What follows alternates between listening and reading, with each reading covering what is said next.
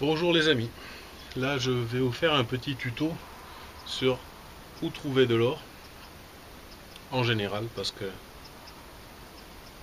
l'or fait des fois ce qu'il veut un peu, mais sur des situations classiques dans des ruisseaux classiques. Je vais vous expliquer. Donc l'or c'est un métal très dense, très lourd, qui a tendance à descendre, à rester plaqué au fond. Il faut énormément de force d'eau pour le mouvoir. Donc, il faut déjà, l'or en temps normal ne se déplace pas. Donc, il faut des grosses crues. Et les grosses crues mettent tout ça en mouvement. Et donc, l'or, il suit un trajet. Il essaye d'aller au plus droit possible. Donc, vous voyez ici, il y a une courbe. Il y a plusieurs courbes dans le ruisseau. Il y a un arbre, il y a du rocher qui affleure au fond. Donc, l'or, lui, ce qu'il va faire, il va essayer de suivre le trajet le plus court d'un point A à un point B. Donc il va tout droit. Voilà, vous voyez, il passe dans le virage et il coupe au plus court, donc il essaye de prendre le chemin le plus court. Et donc il suit le bord intérieur du virage, de la courbe du ruisseau, du méandre. Et ça c'est par temps normal quand il y a une crue classique.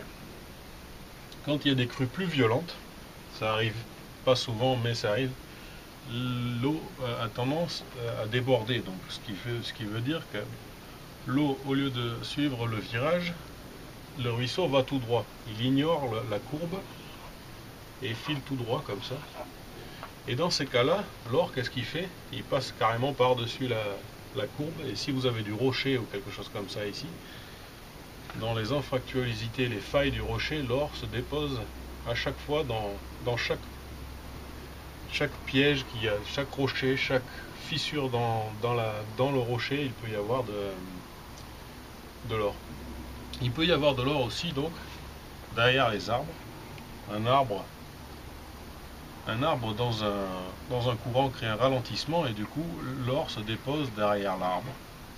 Il se dépose aussi derrière les gros rochers.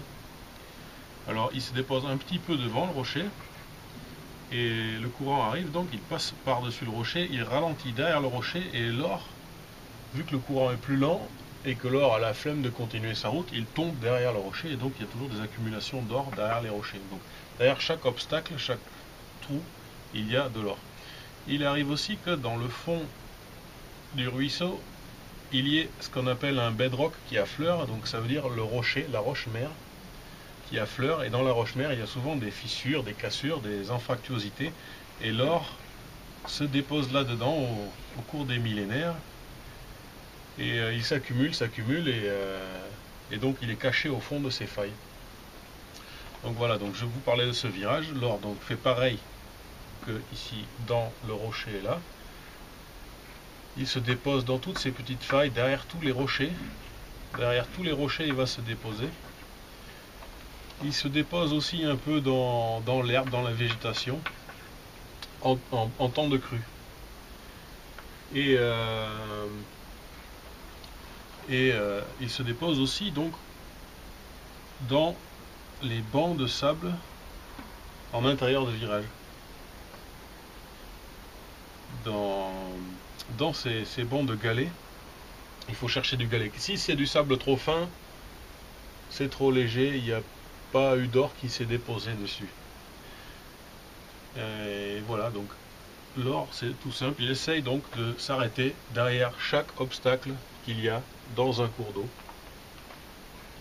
Et il s'accumule derrière, voilà. Qu'est-ce que je pourrais dire de plus? Donc il faut bien vous imaginez le cours de la rivière en crue. C'est-à-dire, en été, la rivière c'est un mince filet d'eau. En orpaille, en été, le filet d'eau passe comme ça, mais en temps de crue, en hiver, le ruisseau coupe beaucoup de virages, et donc l'or se dépose carrément sur là où il y a de la terre ferme ou du rocher affleurant en intérieur de virage. Voilà. S'il y a des questions, vous pouvez les poser en commentaire sous la vidéo.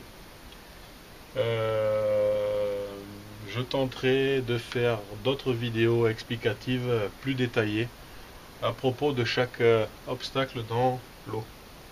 Merci de visionner mes vidéos et abonnez-vous, cliquez sur like si vous le voulez. Et à la prochaine, merci.